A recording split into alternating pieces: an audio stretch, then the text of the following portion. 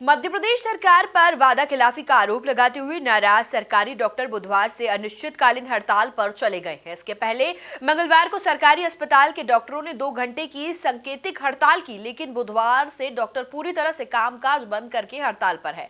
वहीं डॉक्टरों की हड़ताल से अस्पतालों में मरीजों की परेशानी बढ़ गई है। देखिए इसी पर हमारी ये रिपोर्ट। डॉक्टरों की मांग है कि सरकार डीएसीपी लागू करे। डीएसीपी का मतलब डायनेमिक एश्योर करियर प्रोग्रेशन। इस सिस्टम के लागू होने से डॉक्टरों को फायदा मिलेगा। दरअसल डॉक्टरों की तकलीफ यह है कि मध्य प्रदेश में जितने पद स्वीकृत हैं उनमें 50% से भी कम डॉक्टर काम कर रहे हैं और इसकी वजह से सरकारी अस्पतालों पर काम का अत्यधिक बोझ है। वहीं सरकार खाली पदों पर भर्तियां नहीं कर रही है। हालांकि सरकार की तरफ से 95% मांगे माने जाने की बात कही गई है।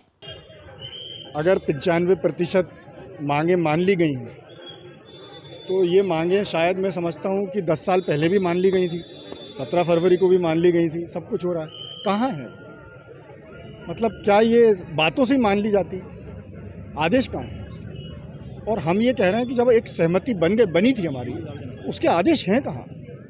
फिर उसमें अड़ंगा क्यों आया? अधिकारी पलटे क्यों अपनी बातों से? तो ये हमारा ये सवाल है कि जो आज 10 सालों से चिकित्सक केवल आश्वासन पे वापस आ रहा था और अगर आज वो ये कह रहा है कि अब मैं आदेश के बगैर वापस अपने काम पर नहीं जाऊंगा, तो क्या गलत है? क्या वो सिर्फ आश्वासन के आधार पर चलते रहेंगे? उनके कोई अधिकार नहीं है। वो गांव में बैठा हुआ आदमी और यहाँ पर जो आदमी काम कर रहा है, किन विपरीत परिस्थितियों में काम करता है वो।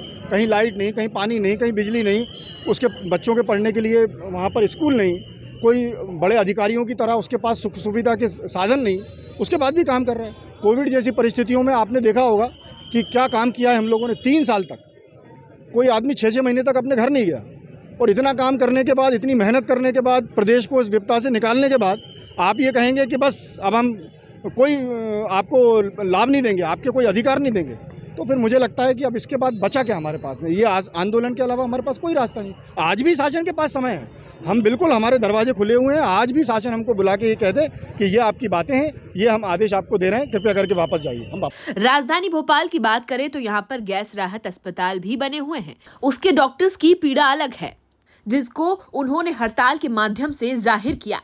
मेन सर ये है कि हम लोग परमानेंट होना चाहिए और हम लोग की सैलरी का इंक्रीमेंट होना चाहिए, जो 8 साल से हुआ नहीं है। सैलरी हम लोग की 2015 से वही सैलरी चल रही है, उसी में हम लोग काम कर रहे हैं। और वैसे मरीजों को परेशानी तो नहीं होनी चाहिए, लेकिन हम बाहर से डॉक्टर्स बुलाए गए हैं, डॉक्टर से वो अरेंज हो गए हैं। मरीजों को परेशानी किसी भी तरह की नहीं होनी चाहिए, लेकिन हम लोग की जो मेन मांगे का तो यही कि हम लोग को परमानेंट किया जाए, सैलरी इंक्रीमेंट हो, हम लोग को लीव वगैरह दी जाए। ये मांग यहाँ पे जो आज स्ट्राइक हुई है, डॉक्टर्स की मांगे बहुत जायज़ हैं। हम लोगों को इतने सालों से हम यहाँ गैस राहत में काम कर रहे हैं, मगर अभी तक हमें परमानेंट नहीं किया गया है और सैलरी इंक्रीमेंट भी नहीं किया जाता, ना कि ईयरली इंक्रीमेंट तक हमें नहीं मिलता। तो हमारी मांगे तो यही हैं कि हमें परमानेंट किया जाए और इंक्रीमेंट मिले हमें, और छुट्टियों के लिए भी हमें विदाउट पे जाना पड़ता है।